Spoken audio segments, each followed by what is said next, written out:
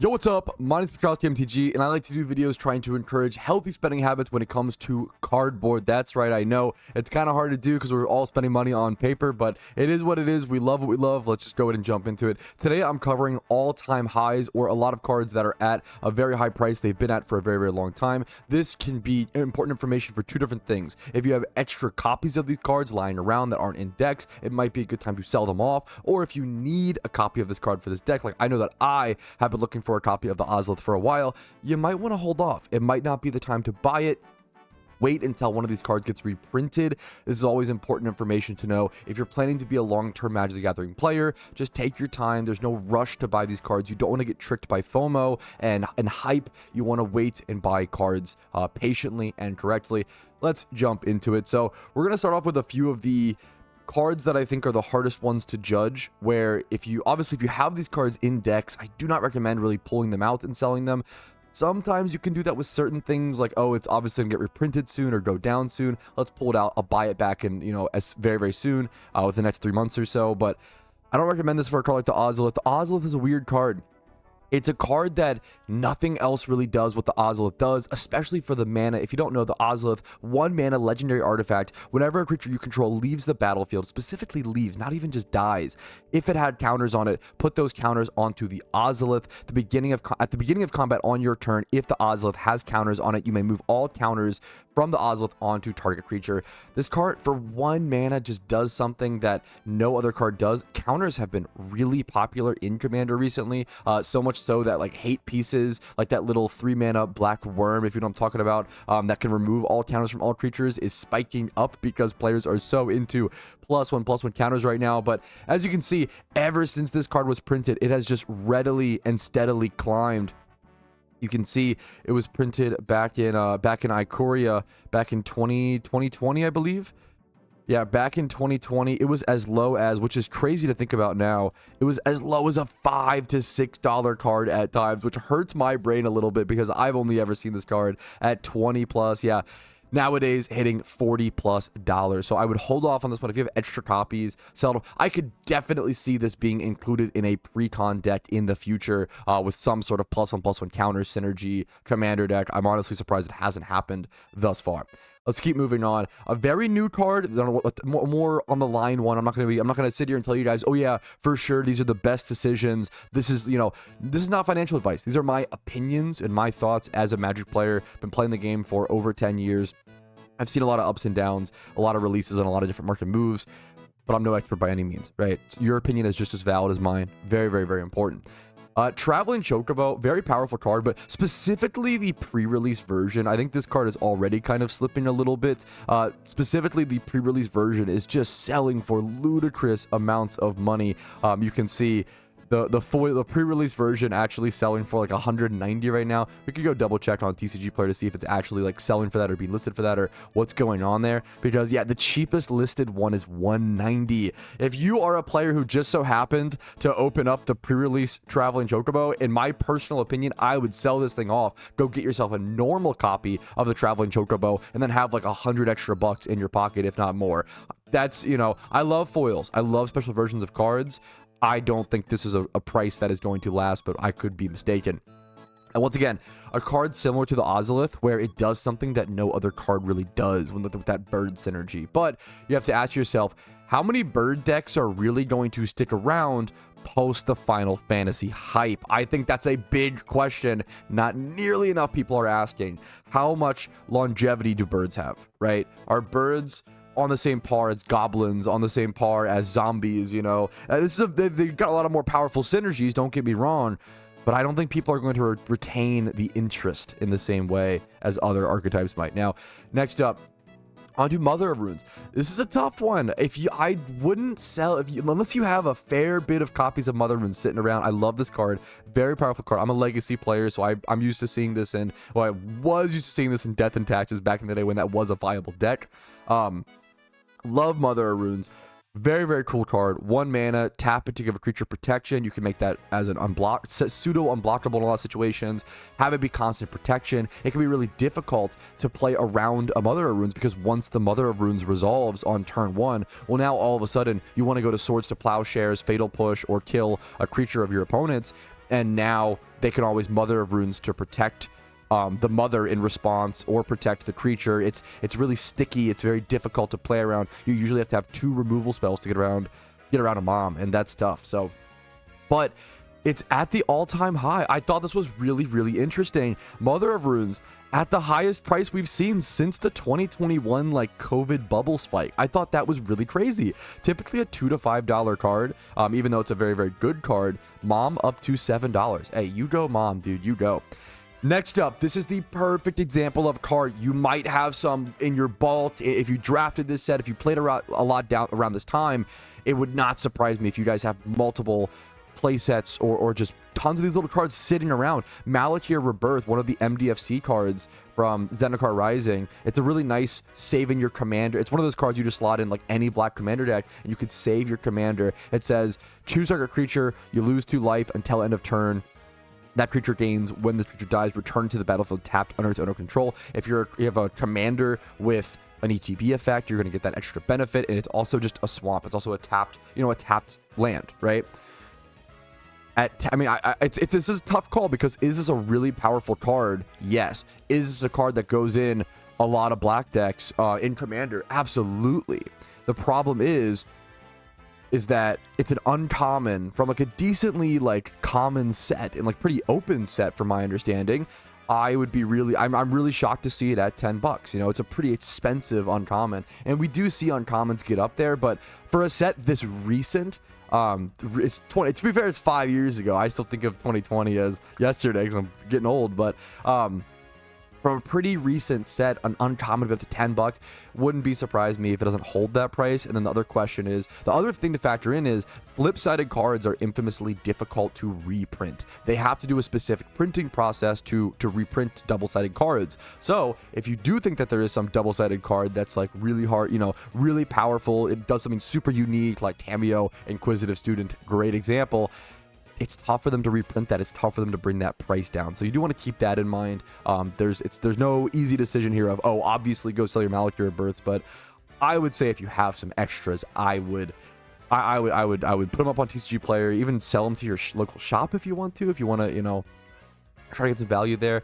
You don't really want to sell to your local shops if a card like super spikes, because then you kind of put your shop in an awkward situation where they have to be like, hey, this is a risky thing for us. We're a local business. We don't want to get fucked on this. But at the same time, we want to offer you a fair price. That's really tough. But this seems like a natural growth to a decent extent. It's spiked up a fair bit over the past few months, but this is mostly natural growth and just a very playable card. And I'm sure your local shop will be able to sell it pretty quickly if there's a big Commander scene, which Commander is obviously the biggest format of Magic right now. Next up, talking about spikes and kind of decently natural growth. Mossorn Hydra, a lot of Commander players are falling in love with this. There's a lot more landfall strategies with Tifa being printed and other Final Fantasy cards, as well as this card being kind of a niche standard combo deck that, even though it's like pretty good, it's like pretty decently viable in standard, it's really just a hell of a lot of fun. There is something so cool about attacking with like a 16/16 or higher Mossorn Hydra on like turn 4 or 5 in Commander, in standard. It feels really cool and it feels really fun to play those types of decks in standard, which I can attest to. So Mossorn Hydra up to $8, $9, which is crazy. In Foundations, very, very open set, very, very accessible set, very beloved. I love core sets. I love base sets like Foundations. Very, very fantastic set. I think this card will go back down to 5 in time, but I could be mistaken. Next up, the Magic the Gathering Commander Litmus Test Serra Ascendant. If you don't know, pretty much every Magic player, Commander happens, you learn about Commander, you're like, oh wow, you find the combo between Serra Ascendant and Commander. As long as you have 30 or more life, it gets +6/+6 or +5/+5 in flying, and you have this 1 mana 6/6 flying lifelinker on turn 1.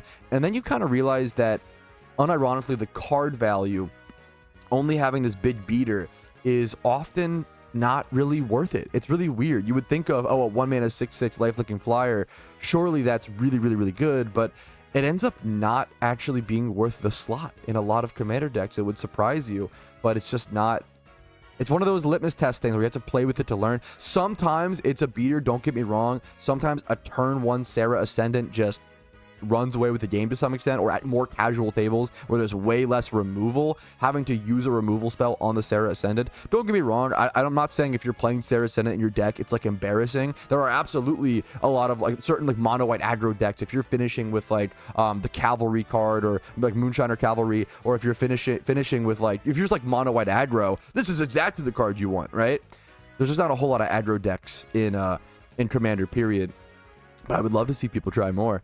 But Serra Ascended up to over $30 now, man. $30. Not too many printings, to be fair. There's Iconic Masters, a Secret Layer, the List. It hasn't been printed that many times. It's only been printed like 2 or 3 times in like proper sets. Something to factor in, but I think it is a lesser powerful card than a lot of people realize, and this 30 bucks or whatever is just a lot.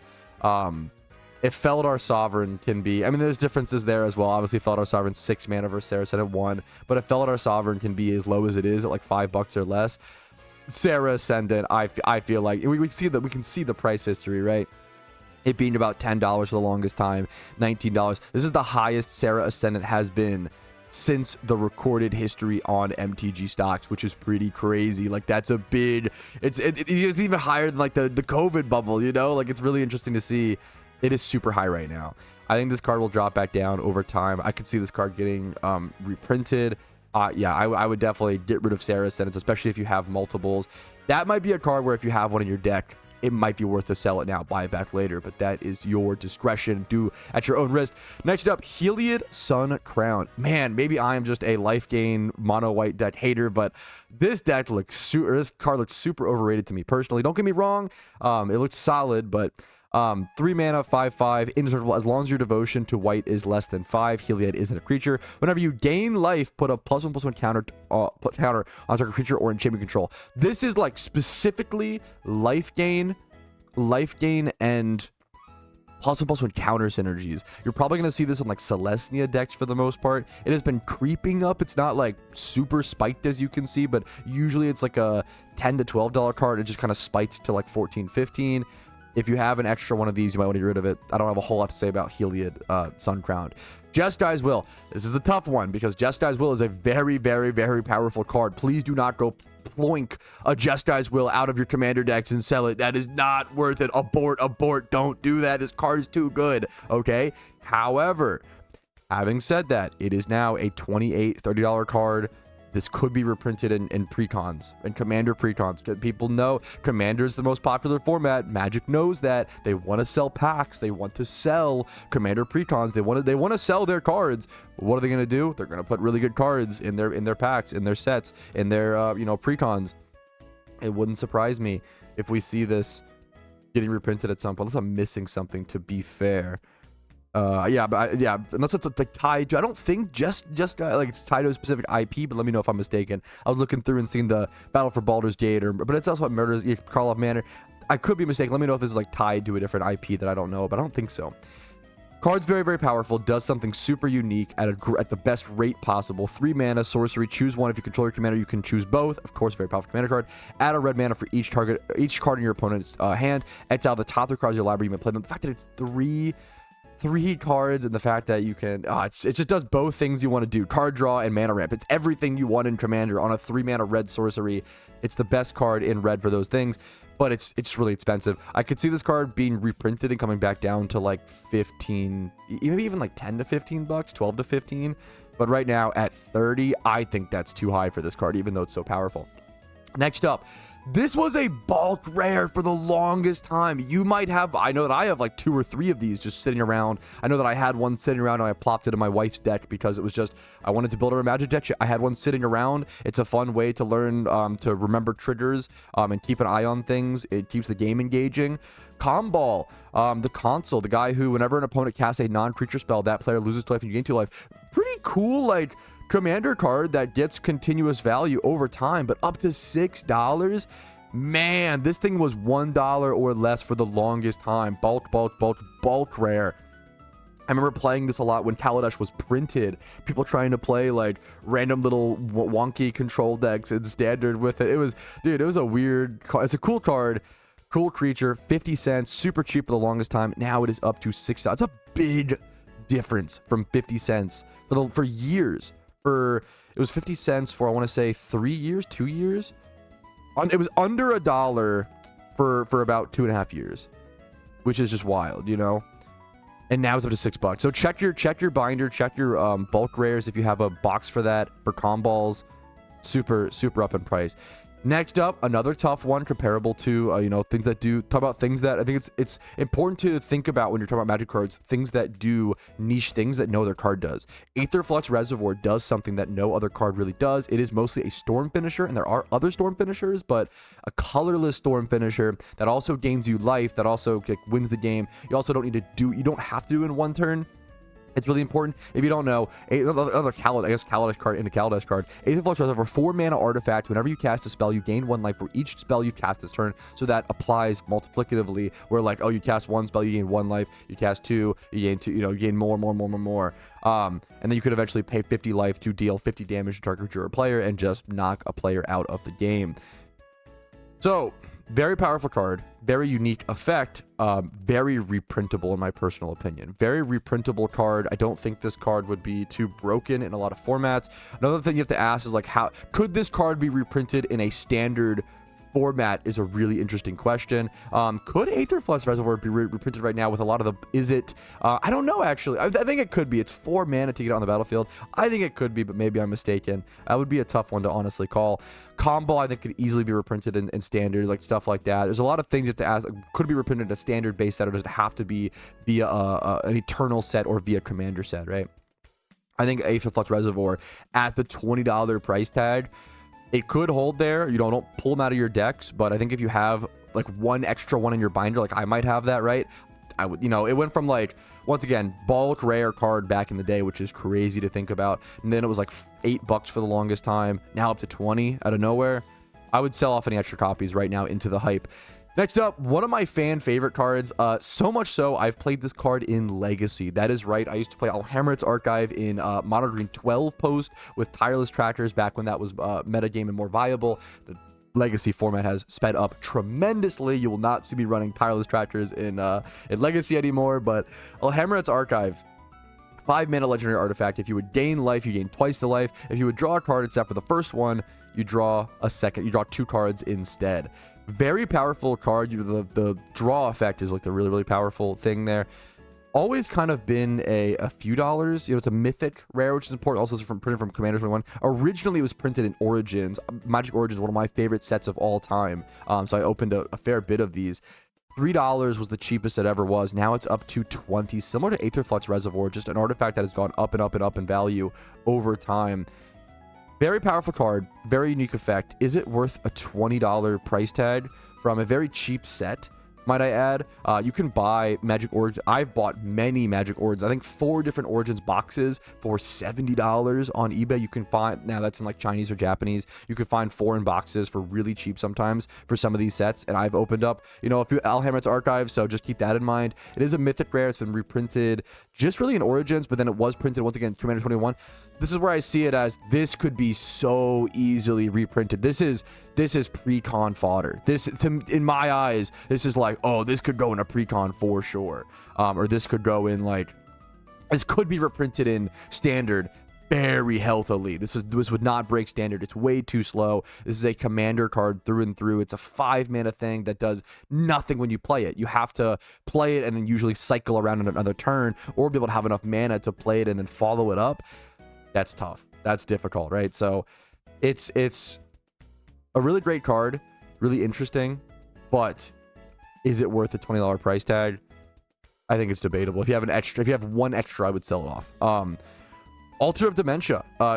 Now, all the altars in Magic notoriously pretty strong. I think Altar of Dementia probably the weakest one. You know, it's no Ashnod's altar. It's no what's the other one? I always think of Ashnod's, but I always disrespect the other one that adds 1 mana of any one color as opposed to the colorless mana. But anyways, Altar of Dementia, sacrifice a creature. Target player puts a number of cards equal to the creature's power from the top of their library into the graveyard. This can be used to mill out your opponents as a win con. There are plenty of infinite combos with that. It can also be used to self-mill and then recur your creatures to do silly things. Altar of Dementia, very powerful card. Very cool card. Pretty much anything that has an instant sack outlet. Turns out it's pretty damn good in Magic the Gathering. But this is probably the weakest one and the nichest one, and it's hard to, when you're comparing sack outlets, it is hard to compare, like, running Ashnod's Altar versus Altar Dementia or whatever, or certain things. At a certain point, you only need so many sack outlets. Sack outlets is one of those things you really only need 2, 3, like a few of them in your deck. Once you have too many sack outlets, well, now you're not having enough things to sack, and like you're running out of, your ratios are off, right? So I would recommend selling if you have extra, another card you might have extras of just sitting around, because it's been decently cheap at times. A $5 binder card, I could definitely see this sitting in certain trade binders and not really thinking about it being a big deal, but now it's up to $12. It's up to $12. It's the highest it's ever been, I believe. I believe it is the highest price it's ever been. Check out your Altar of Dementia, see if you have any extras over in your binder. Maybe the Conspiracy. Yep, this is the highest price I believe this card has ever been. So check it out. Tempest versions. Oh, what a great set Tempest was. Tempest ones have been a little bit higher at times, to be fair, but these look like inorganic spites as well, so it's hard to tell. Definitely, I would say definitely sell off any extra copies of Altar of Dementia if you have them, and wait if you want to. This is definitely, once again, pre-con fodder in my opinion. Definitely wait to buy one, in my personal opinion. All right. Next up, I think this might be the most important card actually that I recommend. If you have a copy of this from a pre-release or from opening or whatever, man, Bristle Bill is powerful. Don't get me. I think, man, this is a Petrowski MTG certified opinion. Okay. I think Bristle Bill might be one of the most overpriced cards in Magic right now. It's that it does something really unique. It is something that like no other card really can do to some extent. It gives, so it's a 2-mana legendary creature, which is important. Whenever a land enters the battlefield under control, put a +1 counter on a creature. We have enchantments and things that do that similar effect, but it's nice to have that on a body because you can put the counter on itself. If you don't have another, creature, we don't want to be sitting there playing an enchantment that does the same thing and then not have actually creatures to put the counters on, right?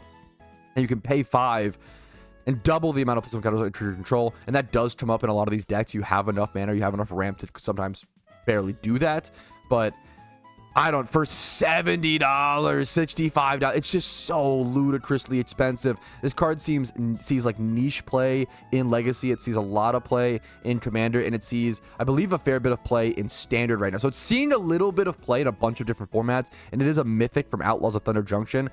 A notoriously kind of disliked set, but I think it's a sleeper set. I think people are hardcore sleeping on Outlaws.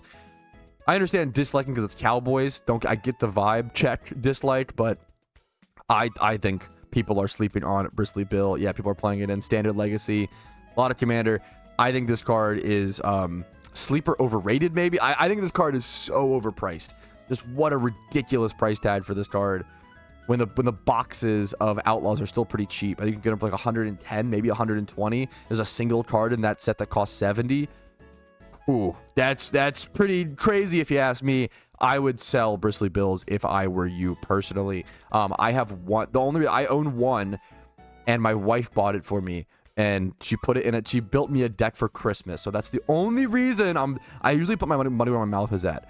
If I'm giving you guys suggestions on cards, I'm usually making the same moves, and I don't want to, because I don't want to be like sitting here telling you what to do and then like sitting on a grandstand and then not doing it, right?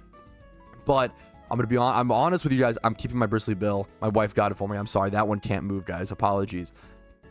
Next up, Fage the Untouchable. I mean, what a cool card. What a beloved card. Everybody gets into Magic, and you find out about Fage, and you're like, wow, what a interesting, unique, cool card. I love Torpor Orb style cards. It is my favorite thing in Magic, is playing Torpor Orb and jamming dumb little bad ETB creatures. Originally printed in Legions.